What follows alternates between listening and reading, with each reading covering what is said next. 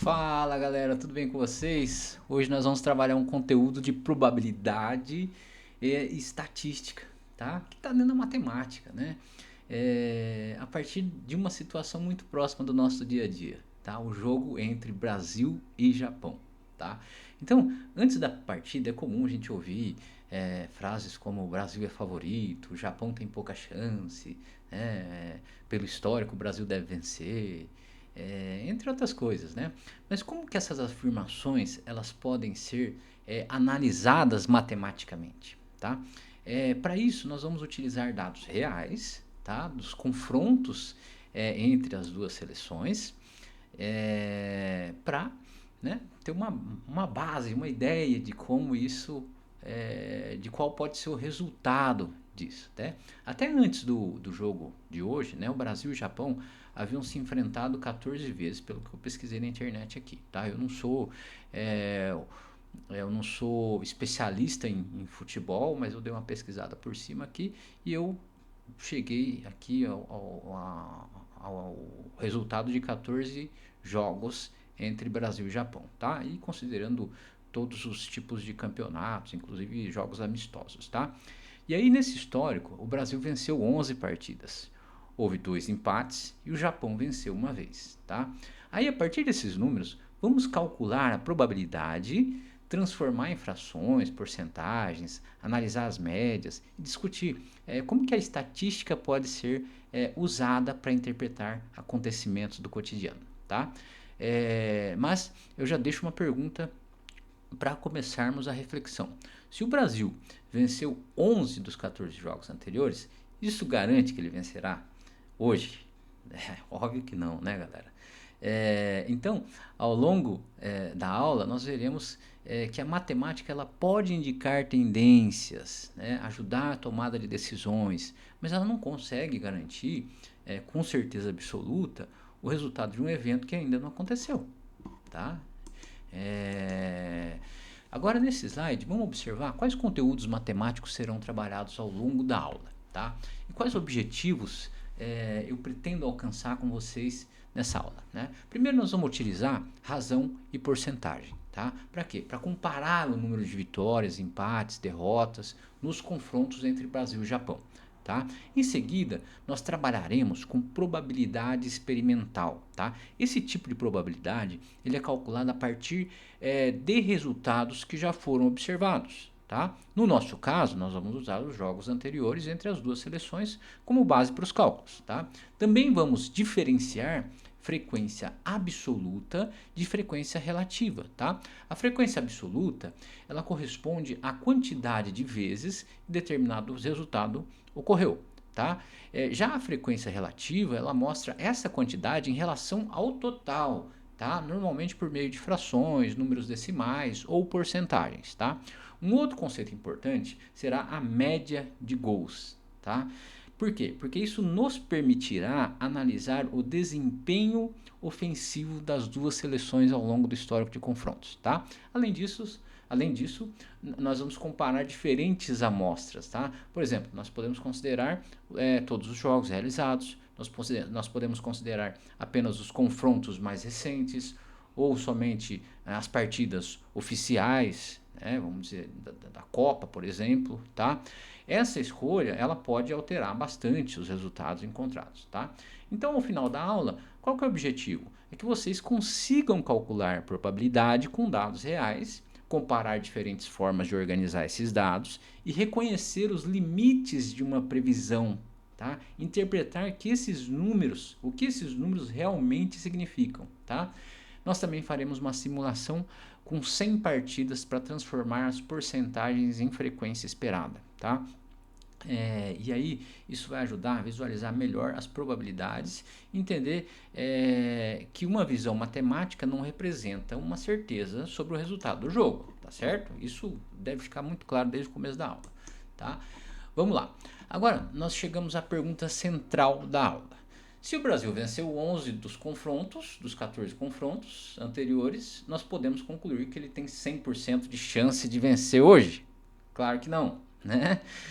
O histórico mostra que o Brasil venceu a maior parte dos jogos e por isso indica uma tendência de favoritismo, tá? No entanto, tendência não é garantia. Tá? Uma partida específica ela depende de muitos fatores atuais, como a escalação, o momento das equipes, né? Possíveis lesões, né? O local do jogo, o cansaço dos jogadores e até acontecimentos inesperados durante a partida. Né? Por exemplo, a partida anterior estava prevista uma abdução de extraterrestres. Né?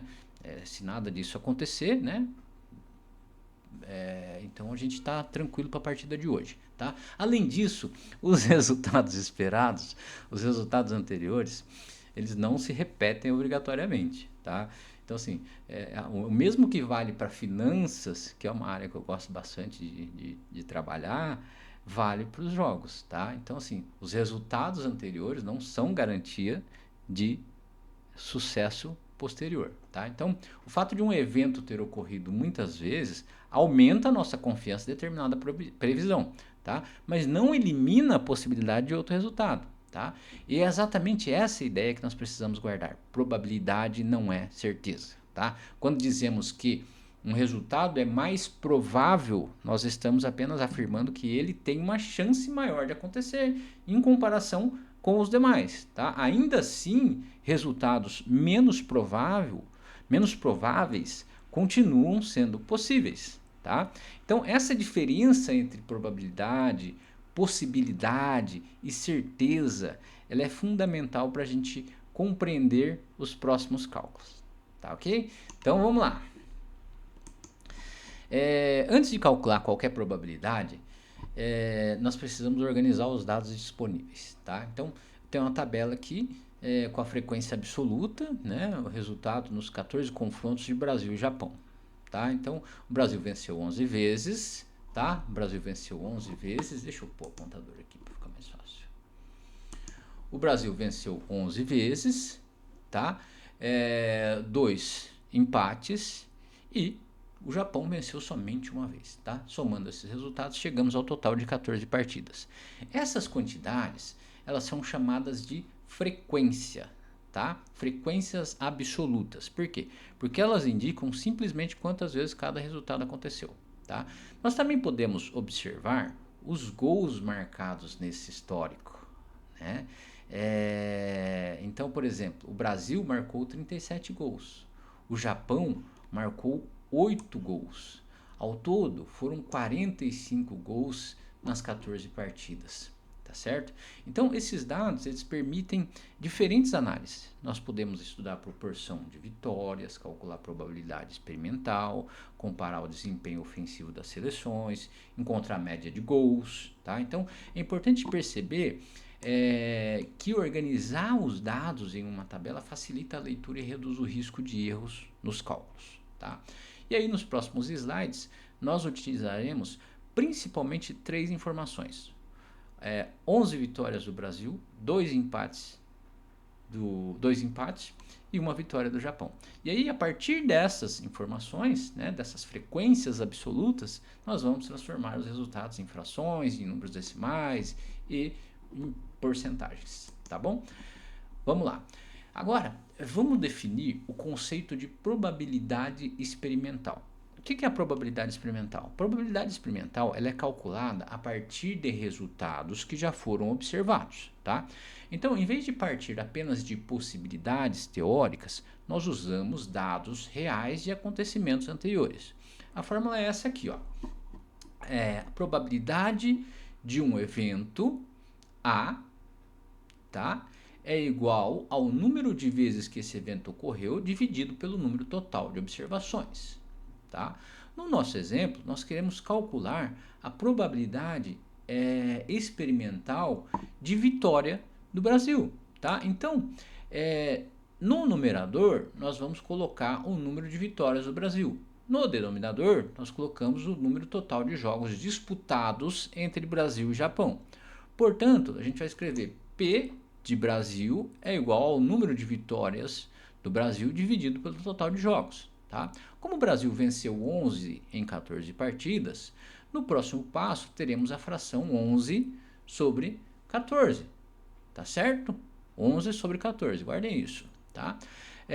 Então é importante destacar que essa probabilidade é uma estimativa baseada no passado, tá? Ela descreve o que aconteceu nos jogos anteriores, mas não garante que o mesmo padrão ocorrerá na partida de hoje. Pode ser que o Japão tenha se transformado nesses últimos 4 anos e venha a surpreender o Brasil, tá? Então, esse cuidado ele é essencial sempre que usamos dados históricos para fazer previsões, tá? Vamos lá. Então, agora vamos realizar o primeiro cálculo, tá? A probabilidade experimental de vitória, tá? Como vimos, o Brasil venceu 11 dos 14 confrontos disputados contra o Japão. Por isso nós escrevemos que P de Brasil é igual a 11 sobre 14. Em seguida, nós transformamos essa fração em número decimal. Tá? Para isso, nós dividimos 11 por 14.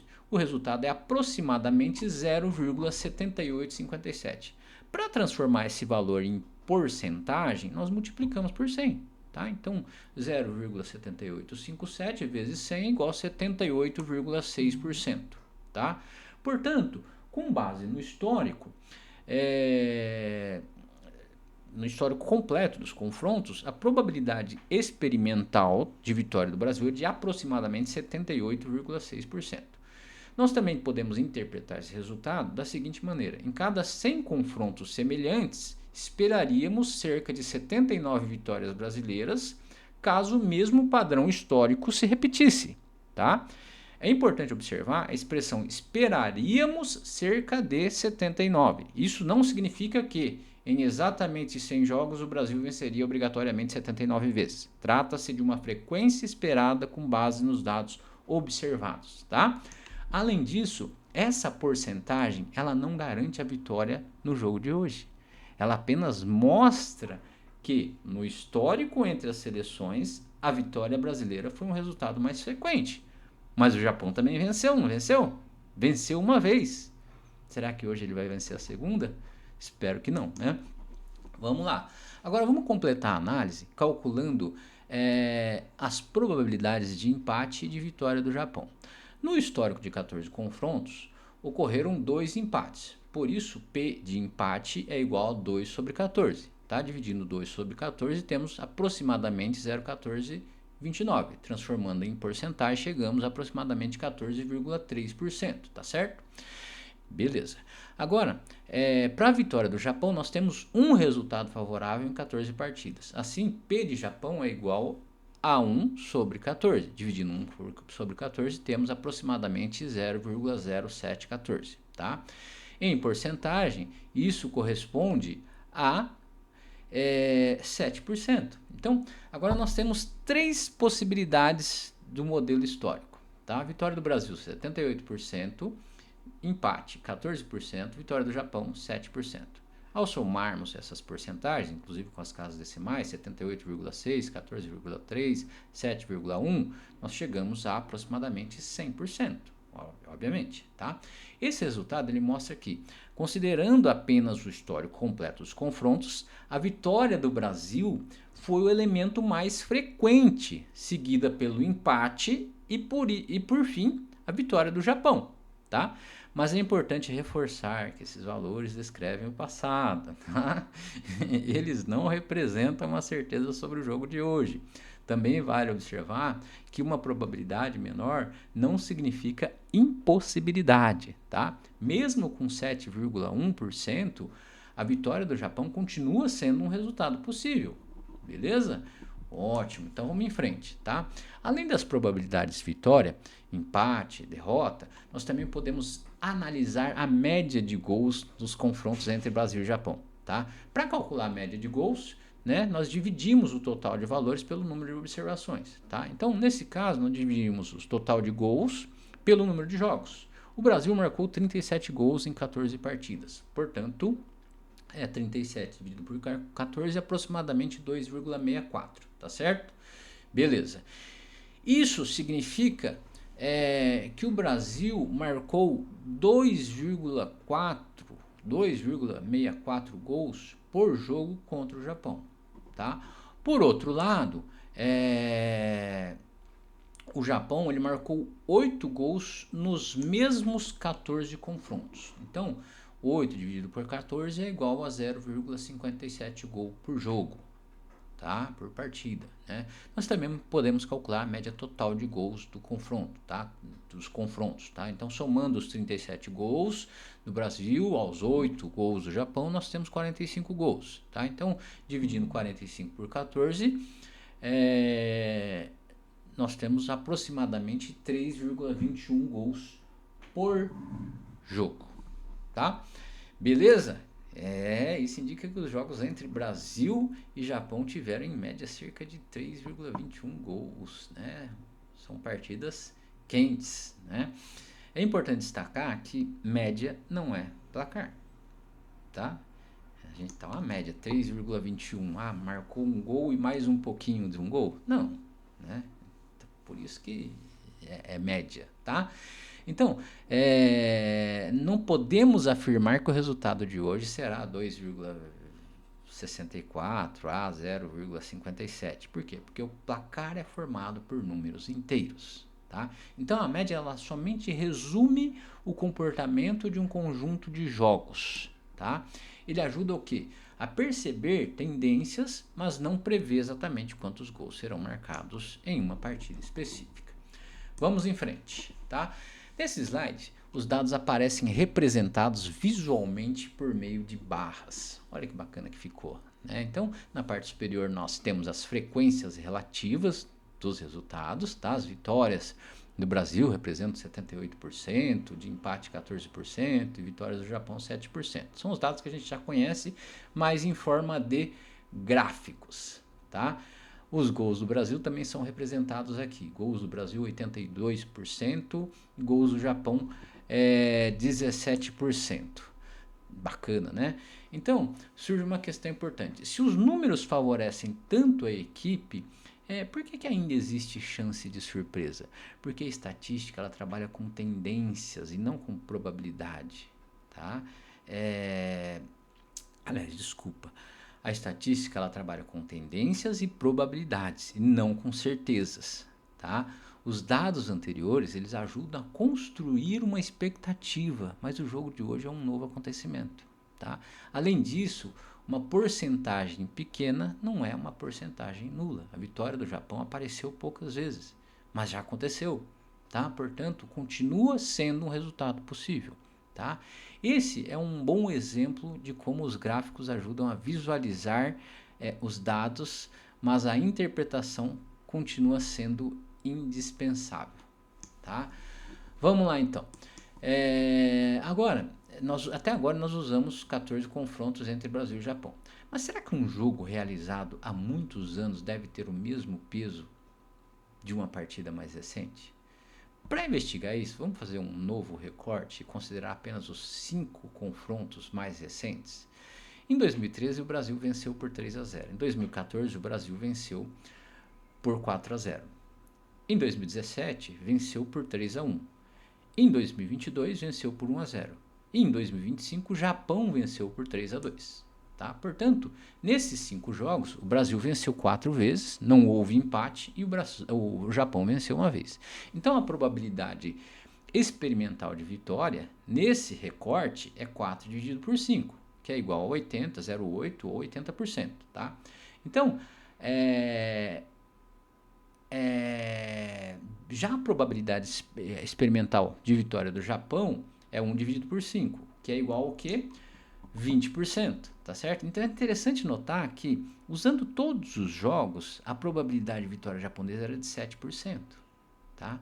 Quando nós usamos apenas os 5 confrontos mais recentes, ela sobe para 20%.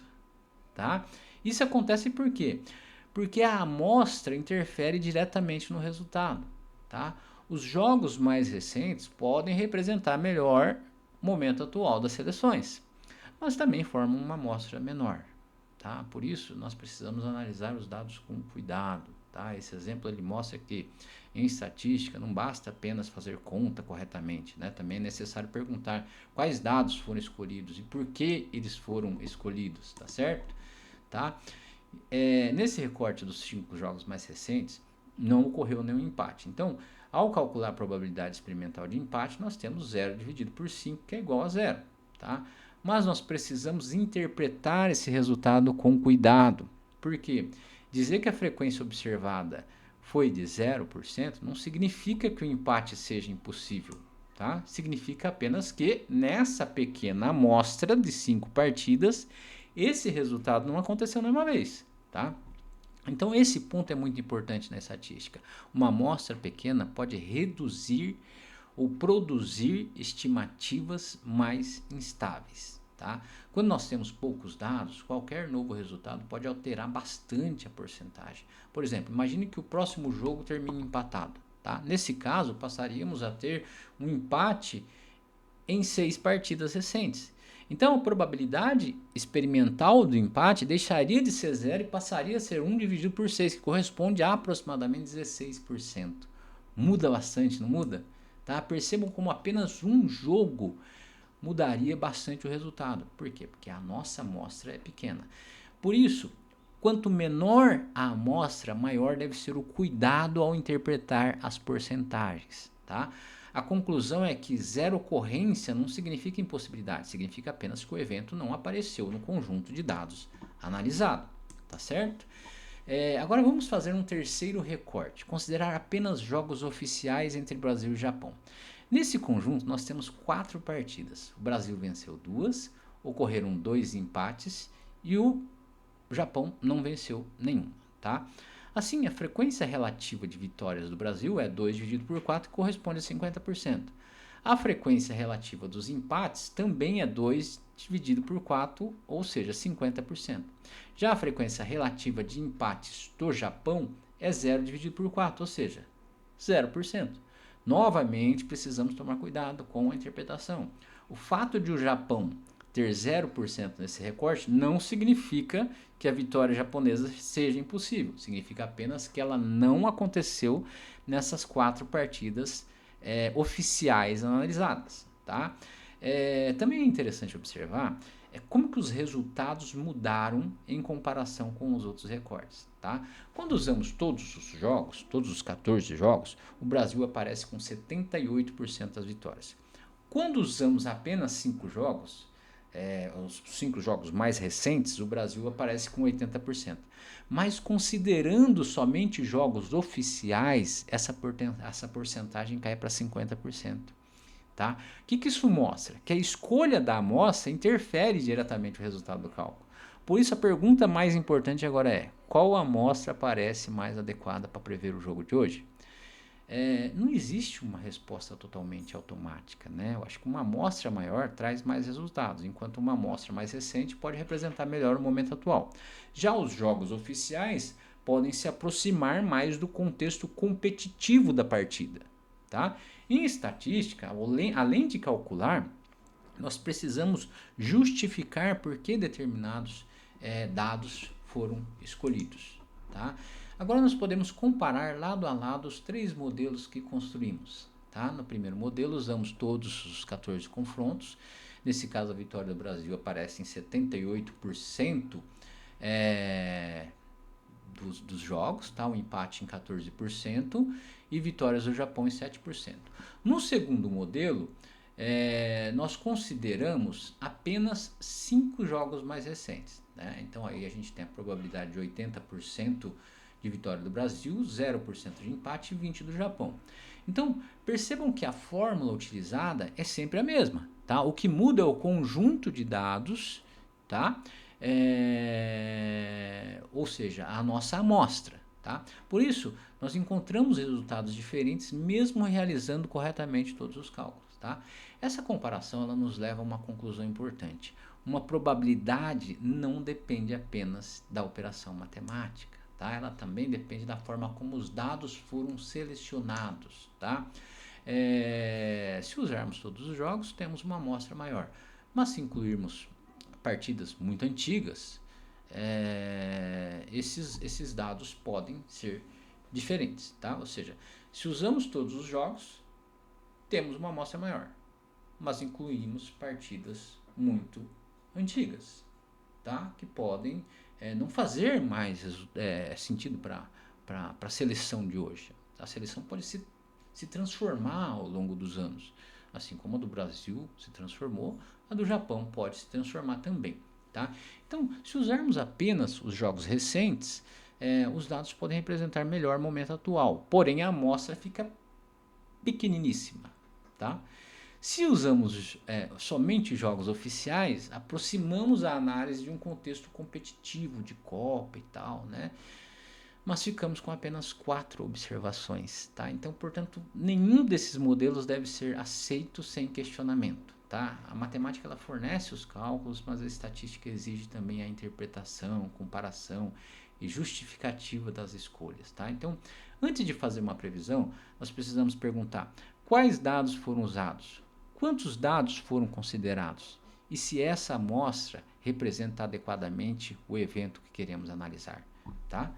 Lembre-se que a amostra, os cálculos realizados para as odds das bets e tal, são muito similares a esse, obviamente com mais dados, com modelos mais robustos, com outras questões sendo analisadas.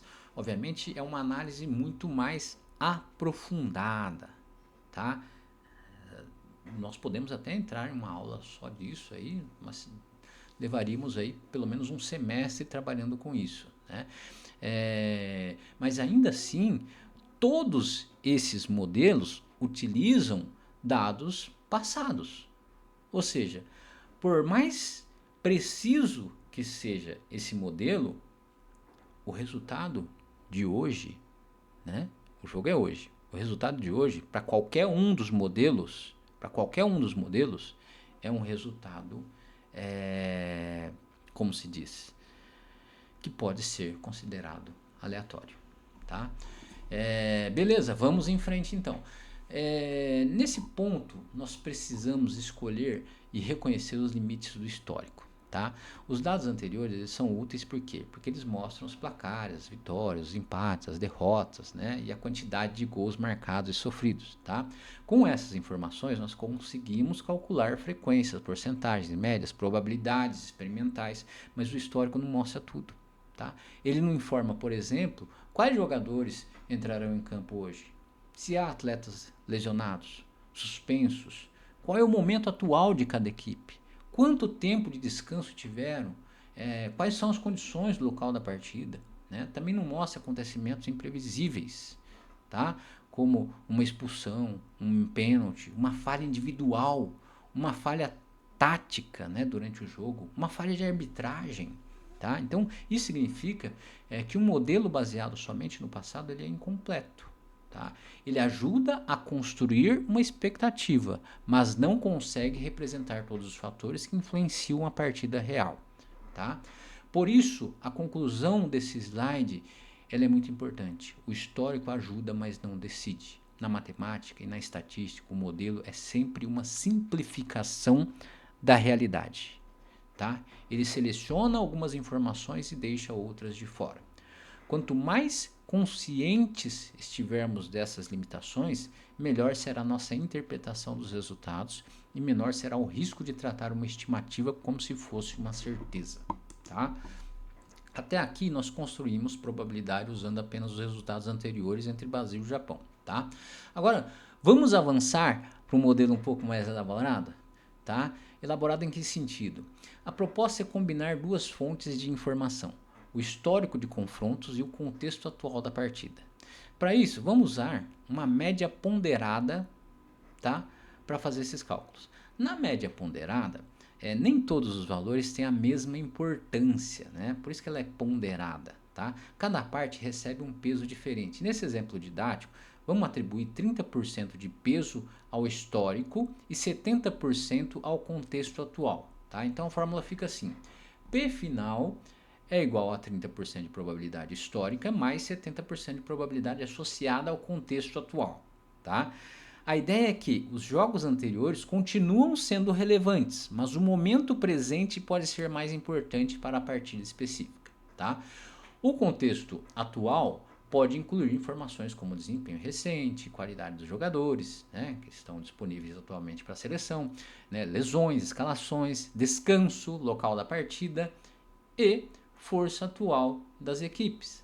Tá? Então, é importante destacar que os pesos de 30% e 70% não são uma verdade absoluta.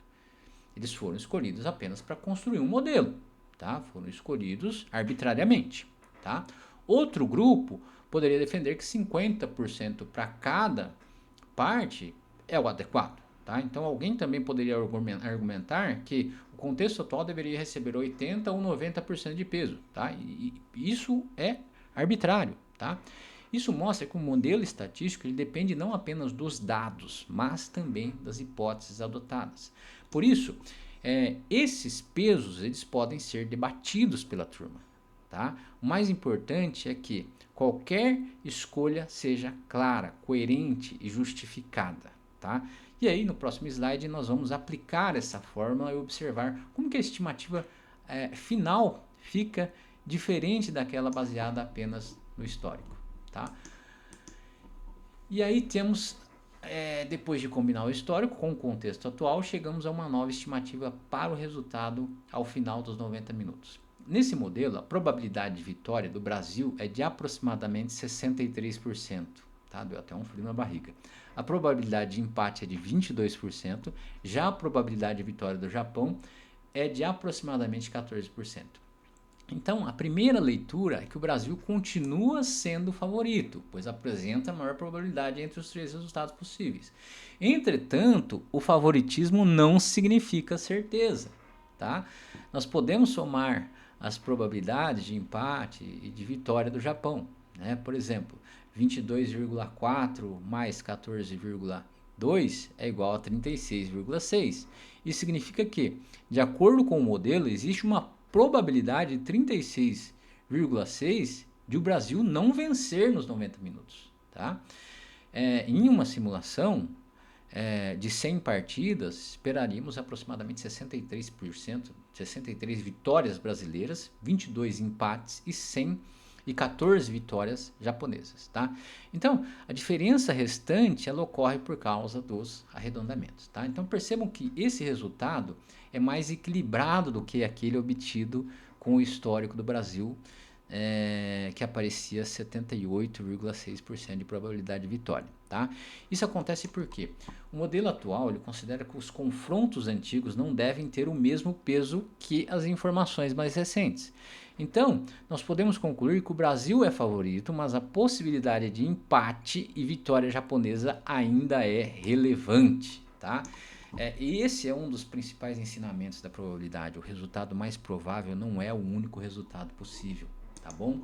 Tá? Até agora analisamos apenas o resultado ao final dos 90 minutos, mas em um jogo eliminatório, o empate não encerra necessariamente a partida. Né? Se o jogo terminar empatado, a classificação pode ser decidida na prorrogação ou nos pênaltis. Né? Por isso, para calcular a probabilidade de classificação, nós precisamos considerar dois caminhos possíveis. O primeiro caminho é vencer nos 90 minutos.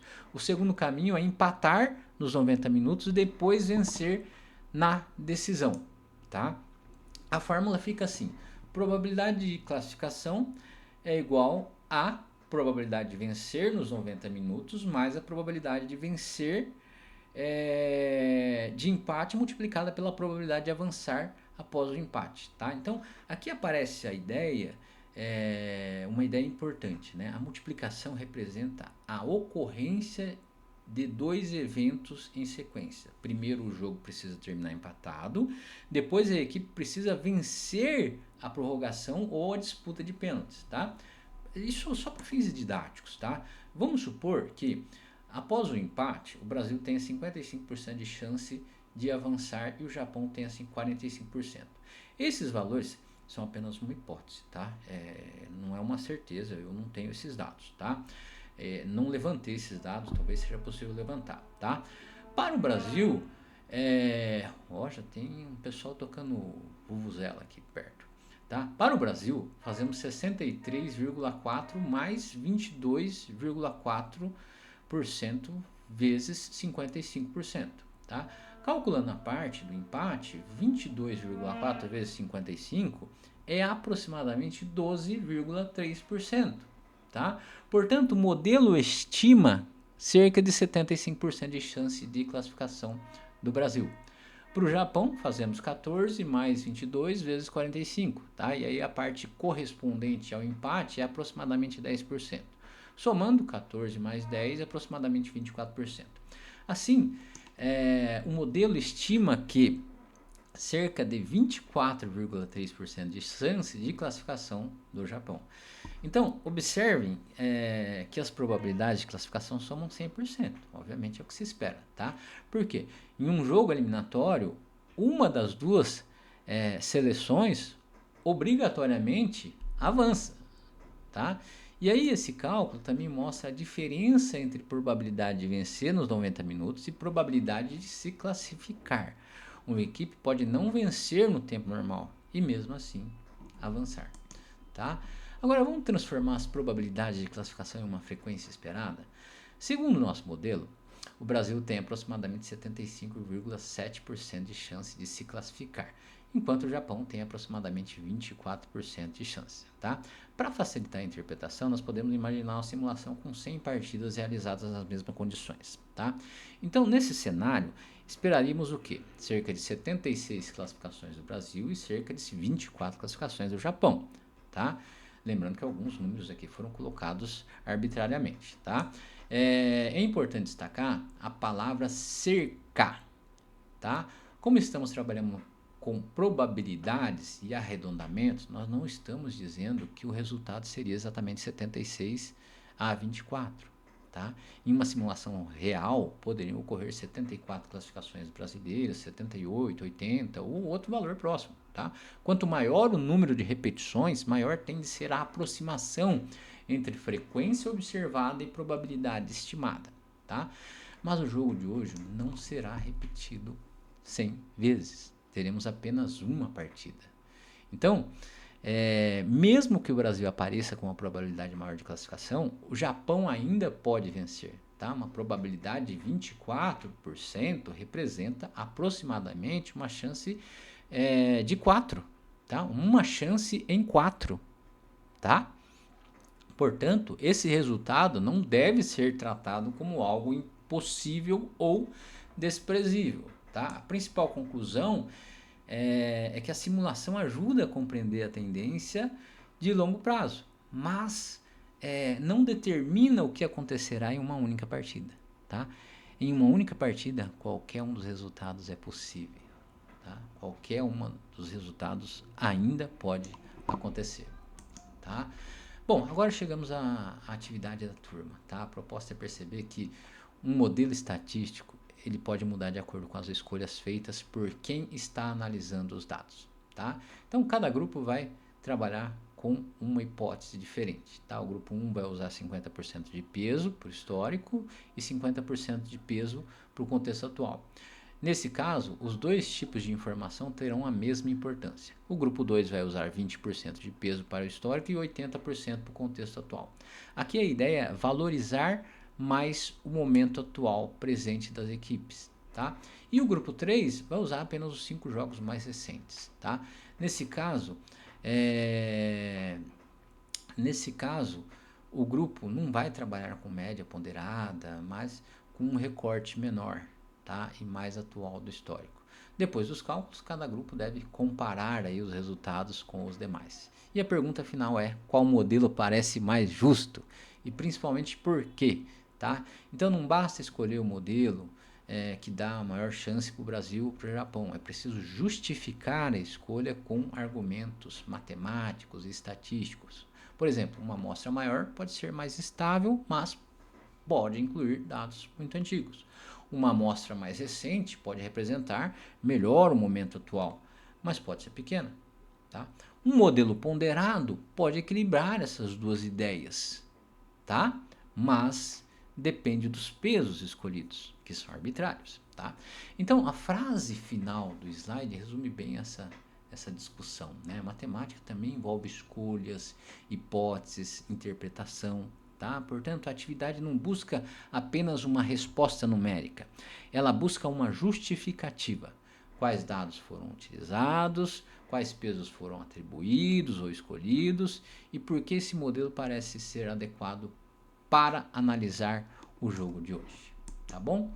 Então, para encerrar, Vamos retomar os principais conceitos trabalhados nessa aula. Primeiro, vimos que frequência absoluta corresponde à quantidade de vezes que determinado resultado aconteceu. No histórico analisado, por exemplo, o Brasil venceu 11 vezes, ocorreram 2 empates e o Japão venceu uma vez. Depois, transformamos essas contagens em frequências relativas, representadas por frações, números decimais e porcentagens. Tá? Também percebemos que diferentes amostras podem produzir probabilidades diferentes. Tá? Quando usamos todos os confrontos, nós encontramos um resultado. Quando consideramos apenas os jogos mais recentes, somente os oficiais, os valores mudaram. Isso nos mostrou que a probabilidade ela não depende apenas da fórmula, ela também depende dos dados escolhidos para análise. Então, um outro ponto importante é que probabilidade indica tendência e não certeza. Tá? Mesmo quando uma equipe aparece como favorita, os outros resultados continuam sendo possíveis. Tá? Nós vimos também que os modelos estatísticos eles precisam de hipóteses claras. Tá? No nosso exemplo, escolhemos pesos para combinar histórico com o contexto atual e adotamos uma hipótese para classificação após o empate. Tá? Essas escolhas precisam ser apresentadas e justificadas. Por quê? Porque elas influenciam diretamente o resultado final. Tá? Portanto, a principal conclusão da aula é que o histórico favorece o Brasil, mas o jogo real continua aberto. Tá? A matemática e a estatística elas ajudam a organizar informações, a comparar cenários, a construir previsões mais conscientes. Né? No entanto, elas não eliminam a incerteza de um acontecimento futuro. Tá?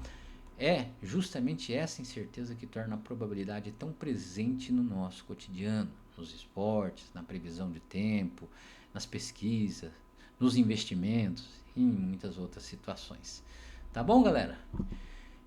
No mais é isso. Espero, sinceramente, do coração, que o Brasil ganhe hoje. Tá? Um abraço e até mais.